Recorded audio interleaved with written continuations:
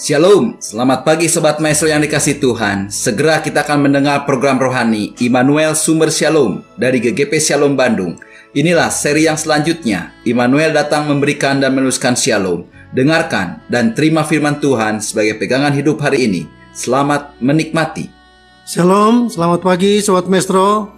Kita bersyukur kita boleh bertemu kembali dan kita boleh mendengar firman Tuhan sebelum kita melangkah masuk pada hari yang baru ini. Mari kita berdoa. Terima kasih Maha Besar Bapa yang di surga, penyertaan Tuhan semalam sehingga pagi ini kami boleh bangun lagi dan boleh bersiap untuk berkarya. Dan terima kasih ada kesempatan buat mendengar firman Tuhan. Mari Tuhan rendahkan hati kami, sederhanakan iman kami, arahkan kami dengan firman Tuhan. Dalam nama Tuhan Yesus Kristus. Haleluya. Amin. Sobat Maestro, pagi ini kita akan mendengar firman Tuhan yang akan disampaikan oleh Bapak Pendeta Handi. Selamat pagi Sobat Maestro yang dikasih Tuhan. Kita bersyukur kembali pada pagi ini karena ada waktu yang diberikan Tuhan untuk kita bersama-sama kembali merenungkan firman Allah. Di pagi yang indah ini kita bersama-sama akan membuka firman Tuhan di dalam Matius 2 ayat 1 sampai 5. Sesudah Yesus dilahirkan di Betlehem di tanah Yudea pada zaman Raja Herodes, datanglah orang-orang Majus dari timur ke Yerusalem dan bertanya-tanya, di manakah dia, raja orang Yahudi yang baru dilahirkan itu? Kami telah melihat bintangnya di timur dan kami datang untuk menyembah dia. Ayat 3. Ketika Raja Herodes mendengar hal itu, terkejutlah ia beserta seluruh Yerusalem. Maka dikumpulkannya semua imam, kepala dan ahli Taurat bangsa Yahudi. Lalu dimintanya keterangan dari mereka di mana Mesias akan dilahirkan. Mereka berkata kepadanya, di Betlehem, di tanah Yudea, karena demikianlah ada tertulis dalam kitab Nabi. Amin. Bapak Ibu Saudara yang dikasihi Tuhan Yesus Kristus, banyak orang bertanya, siapa orang Majus? Apa kelebihan daripada orang Majus sehingga begitu berkesan, begitu banyak berkat yang diperoleh pada waktu kita merenungkan kehidupan dari orang Majus? Alkitab memberitahu orang Majus itu berasal dari timur. Alkitab memberitahu orang Majus bukan orang yang biasa. Orang Majus adalah orang yang pintar. Orang Majus adalah orang yang bijaksana. Orang Majus adalah orang yang terpelajar. Mereka ahli tentang perbintangan. Ahli Alkitab banyak menafsirkan orang Majus ini berasal dari Babel, Persia atau Irak sekarang ini. Mereka mendengar, melihat ada seorang raja yang lahir di Betlehem. Ada seorang raja yang luar biasa yang akan merubah dunia dan sanggup menolong manusia yang berdosa. Orang Majus adalah orang yang pintar. Orang yang pintar sesungguhnya. Karena mereka terpelajar, bijaksana, mengerti tentang perbintangan. Orang pintar yang sungguh-sungguh. Tetapi saat ini banyak orang mengaku dirinya orang pintar. Tapi orang pintar yang keblinger. Bukan orang pintar yang sesungguhnya dengan firman Tuhan. Orang pintar, katanya di sana ada orang pintar. Ada orang yang bisa menolong, menyembuhkan, memberikan kekayaan. Yang mereka disebut orang pintar, tapi dalam tanda petik. Mereka pintar karena di belakang mereka ada kuasa kegelapan yang memberikan kekuatan kepada mereka. Saudara dan saya jangan sampai terjebak untuk hal seperti itu. Tapi orang Majus, orang yang sungguh-sungguh pintar, dalam arti yang sesungguhnya. Yohanes datang untuk mempersiapkan supaya manusia menyambut Mesias, supaya manusia bertobat, supaya manusia memiliki iman yang sederhana seperti anak-anak dan mempunyai pikiran orang benar, hikmat iman. Yohanes datang mendahului kelahiran Yesus, mempersiapkan supaya orang percaya dan terima Mesias. Banyak orang yang bertanya dan memberikan respon yang berbeda-beda terhadap ajakan daripada Yohanes. Tapi orang Majus, walaupun di dalam Alkitab diceritakan dengan begitu sederhana, dengan begitu terbatas, tapi mereka adalah orang-orang yang diberkati oleh Tuhan. Siapa orang Majus itu? Karakter apa yang dimiliki oleh orang Majus sehingga mereka diberkati oleh Tuhan? Dan begitu menarik untuk kita perhatikan. Orang Majus diberkati Tuhan. Orang Majus diberkati Tuhan dengan luar biasa. Dan itu juga merupakan kerinduan saudara dan saya di pagi ini. Alkitab memberitahu beberapa hal penting. Siapa orang Majus? Karakter apa yang dimiliki oleh orang Majus? Yang pertama, orang Majus adalah orang yang mengakui dan bersyukur kepada Tuhan. Mengapa orang Majus bisa disebut orang yang mengakui dan bersyukur kepada Tuhan? Orang Majus hidup di daerah Babel, yang perjalanannya cukup jauh untuk menuju Bethlehem, di mana tempat kelahiran Yesus. Kalau saudara perhatikan baik-baik, kalau mereka tinggal di daerah Persia, itu perjalanan bisa ditempuh dan jaraknya cukup panjang dan cukup jauh. Kurang lebih 1000 kilometer dari Persia menuju Bethlehem. Tapi orang Majus berjuang, orang Majus berusaha untuk datang bertemu dengan Tuhan. Bukankah ini menunjukkan orang Majus mengakui bahwa di Bethlehem ada raja yang harus disembah oleh mereka? Perjalanan yang panjang, perjalanan yang jauh, makan waktu lama. Tetapi mereka terus berjalan, terus maju untuk bertemu dengan Juru Selamat. Tidak ada omelan dari mereka. Tidak ada keluh kesah daripada orang Majus dalam perjalanan itu. Perjalanan panjang tentu mereka menghadapi tantangan yang banyak. Menghadapi tantangan alam yang bisa terjadi, kepanasan. Mungkin ada badai, mungkin ada serangan daripada musuh karena mereka banyak bawa kekayaan. Mungkin ada perampok yang menghambat perjalanan mereka. Tapi mereka tetap bersyukur, maju terus mengakui bahwa Tuhan itu yang patut disembah dan dipermuliakan. Bagaimana dengan saudara dan saya pada saat ini? Kepala pening dikit, malas ke gereja, nanti aja minggu depan. Ada acara di televisi, tontonan yang menarik, hobi saya di situ. Nanti aja ke gereja. Mereka orang Majus lain. Mereka sungguh-sungguh mengakui dan bersyukur kepada Tuhan. Mereka maju terus, ingin bertemu dengan pribadi Yesus. Tantangan banyak, persoalan banyak, tapi itu tidak menghambat mereka untuk selalu mengaku Tuhan di dalam kehidupannya, untuk selalu bersyukur kepada Tuhan. Bapak Ibu Saudara yang dikasihi Tuhan Yesus Kristus, di dalam Efesus 5 ayat 20, firman Tuhan berkata seperti ini. Ucaplah syukur senantiasa atas segala sesuatu dalam nama Tuhan kita Yesus Kristus kepada Allah dan Bapa kita. 1 Tesalonika 5 ayat 16 dan 8-18 berkata, bersukacitalah senantiasa, tetaplah berdoa, mengucap syukurlah dalam segala hal.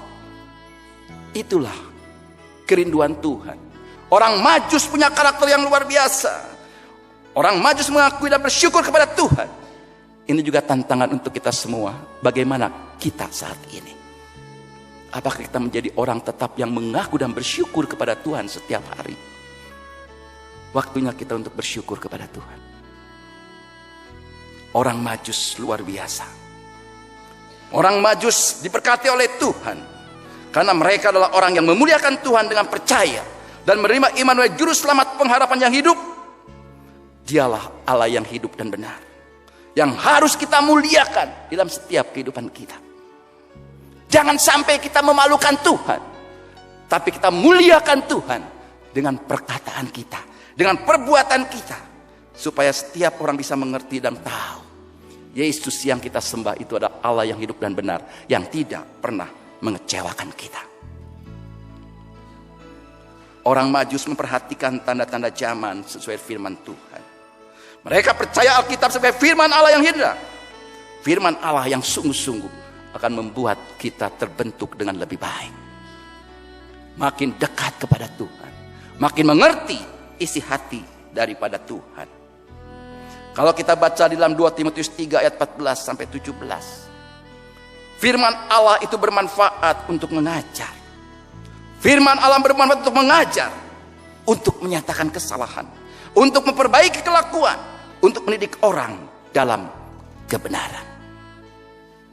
Orang Majus sangat menghargai dan memperhatikan tanda-tanda yang sesuai dengan firman Tuhan.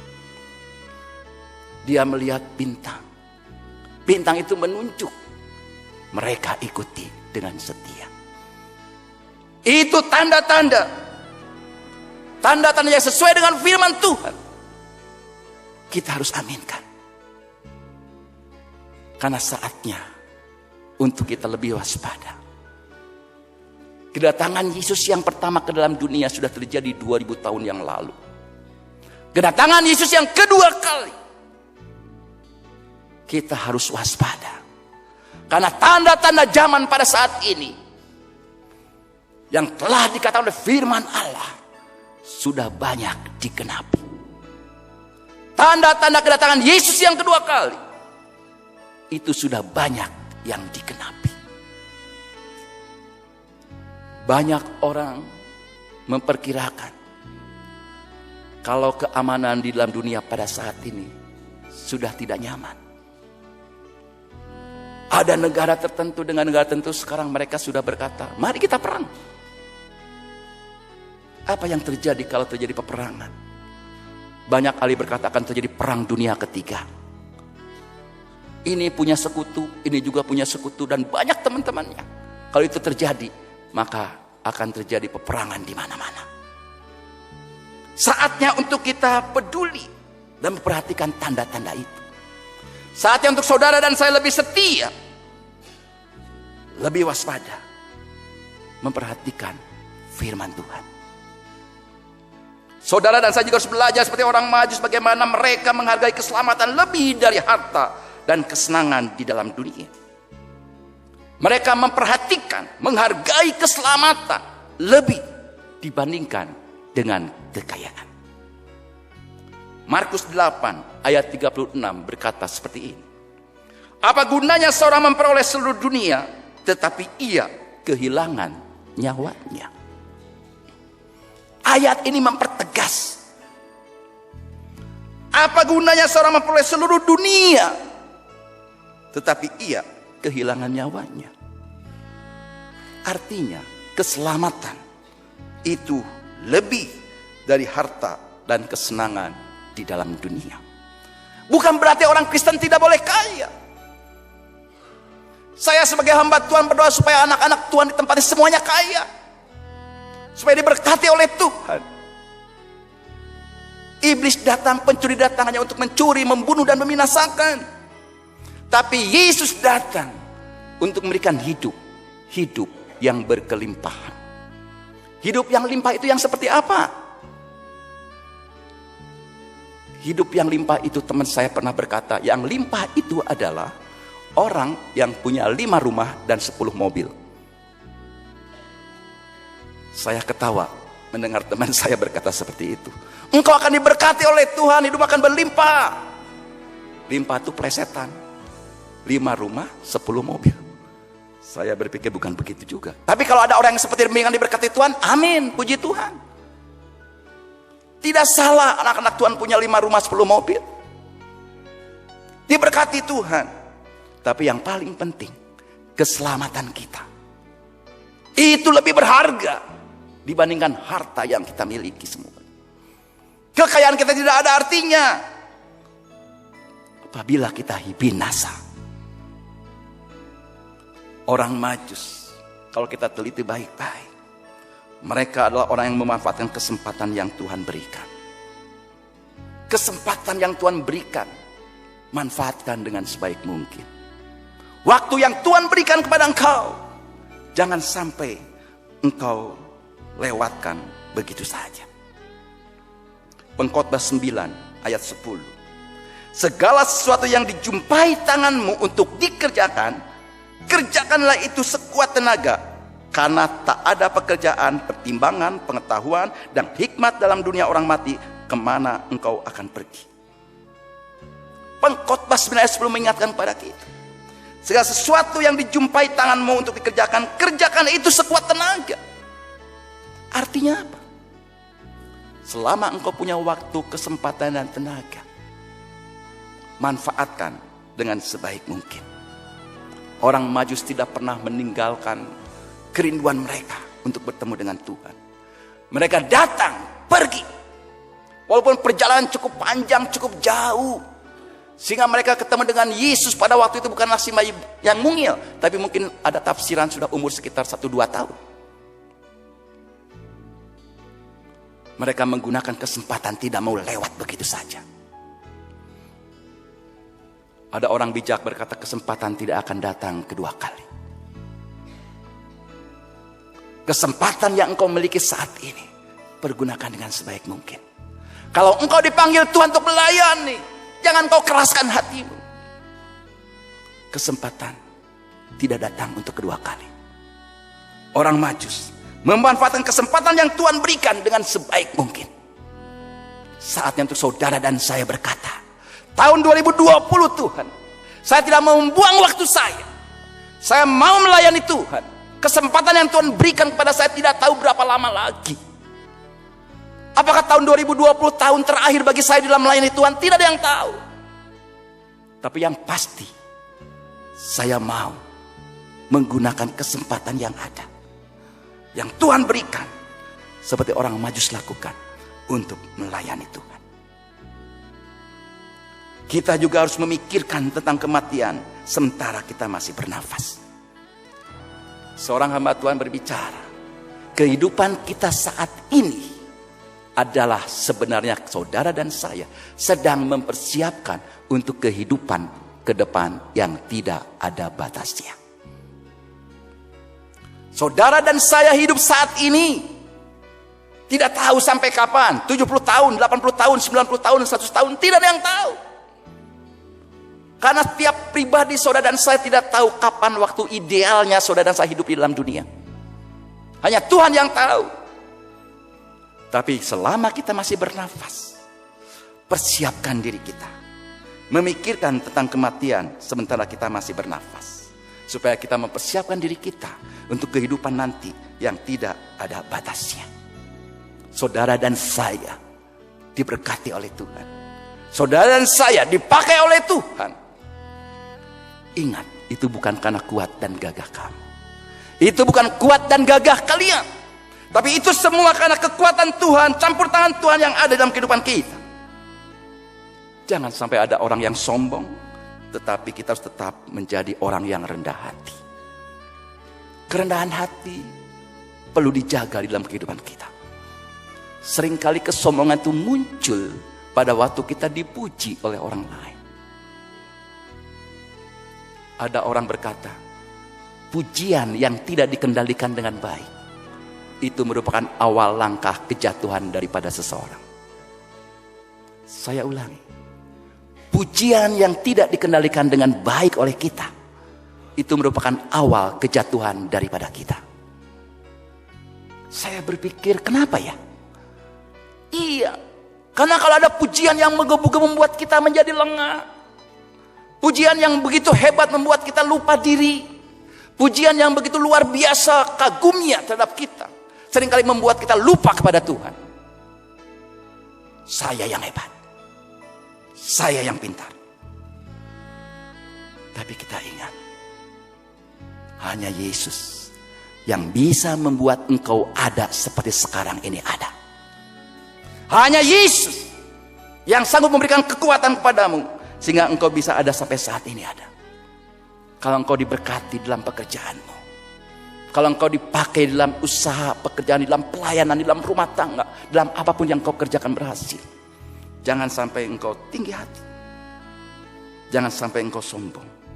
Tetap kita berkata, Tuhan, aku tahu aku sekarang ini ada karena itu semua berkat daripada Tuhan.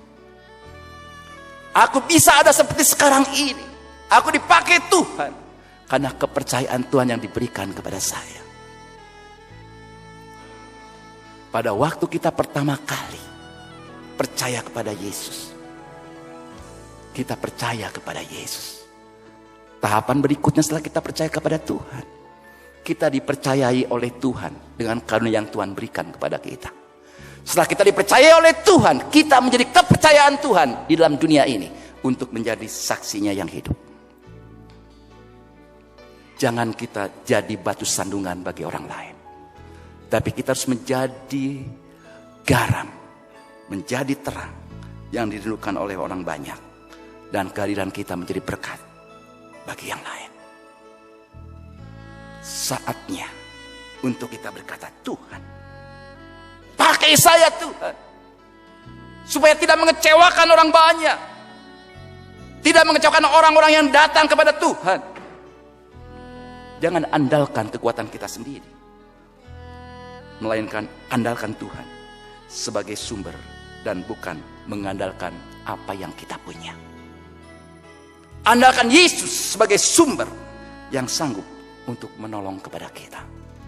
Andalkan Tuhan dan tetaplah hidup sesuai dengan filsafat hidup Kristiani yang Alkitabiah. Hidup sebagai milik Tuhan dengan suatu beban yang harus ditanggung, dengan suatu hutang yang harus dibayar, dengan suatu misi yang harus diselesaikan. Hidup sesuai hakikat Kristiani. Jangan sampai hidup kita disia-siakan begitu saja. Harus berarti dan bermakna. Jangan sampai kita hanya ingin foya-foya, ingin senang-senang. Banyak orang hidupnya ingin senang-senang saja. Tadi saya sudah sampaikan, tanda-tanda saat sekarang banyak menunjukkan yang sudah dinubuatkan oleh firman Allah. Banyak kejadian yang sudah dinubuatkan oleh firman Allah. Kita perlu siap untuk menyambut Tuhan Yesus Kristus. Tetap setia, tetap kuat, tetap teguh, dan tetap percaya kepada Tuhan. Buka hati saudara untuk mendengar kebenaran firman Allah. Buka hati saudara untuk mendengar apa yang dirindukan Tuhan terjadi dalam kehidupan saudara dan saya. Jangan keraskan hatimu pada pagi ini. Jadikan tahun 2020 satu momentum untuk kita berkata, Tuhan, saya yakin dan percaya orang Majus diberkati oleh Tuhan. Orang Majus punya karakter yang begitu luar biasa. Saya juga bisa menjadi orang Majus zaman sekarang yang diberkati oleh Tuhan, berjalan sesuai dengan kehendak Tuhan. Bagaimana caranya? Izinkan Roh Kudus berkarya dalam kehidupanmu. Izinkan Roh Kudus bekerja dalam kehidupan engkau. Pasti semuanya bisa. Karena Roh Kudus adalah roh yang tidak terbatas. Roh yang penuh kuasa, yang maha dahsyat, yang sanggup merubah hidupmu menjadi anak-anak Tuhan yang diberkati dan siap menjadi berkat dan selalu mendapatkan kemenangan demi kemenangan. Amin. Mari kita berdoa. Terima kasih Maha Besar Bapa yang di surga. Tuhan telah berbicara, Tuhan telah berfirman. Biarlah Tuhan juga yang menyempurnakan, meneguhkan dan membenarkan setiap firman yang telah kami dengar pada pagi hari ini. Dan Tuhan sendiri juga yang memimpin kami dalam seluruh kegiatan kami pada hari ini. Tuhan memberkati semua yang telah mendengar pada pagi hari ini. Yang sakit Tuhan sembuhkan, yang lemah Tuhan kuatkan, yang ragu-ragu Tuhan mantapkan. Ada masalah-masalah dalam rumah tangga, dalam usaha dan pekerjaan, Tuhan pimpin keluar yang satu kemenangan.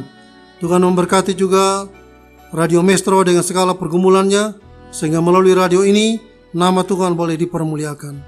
Dalam nama Tuhan Yesus Kristus. Haleluya. Amin. Kita telah mendengarkan firman Tuhan yang berkuasa, meneguhkan, menyegarkan, bahkan memulihkan kita. Kalau saudara ingin pelayanan konsultasi lebih lanjut, saudara bisa menghubungi GGP Shalom, Jalan Semar nomor 36 Bandung, telepon 6012-604. Saudara-saudara yang belum mengambil keputusan di mana saudara akan hidup berjemaat, saudara dan keluarga bisa berbakti bersama kami pada hari Minggu, jam 7, jam 9 pagi, dan setengah 5 sore. Kami mengundang dan menanti saudara sampai bertemu kembali pada waktu dan gelombang yang sama. Tuhan memberkati.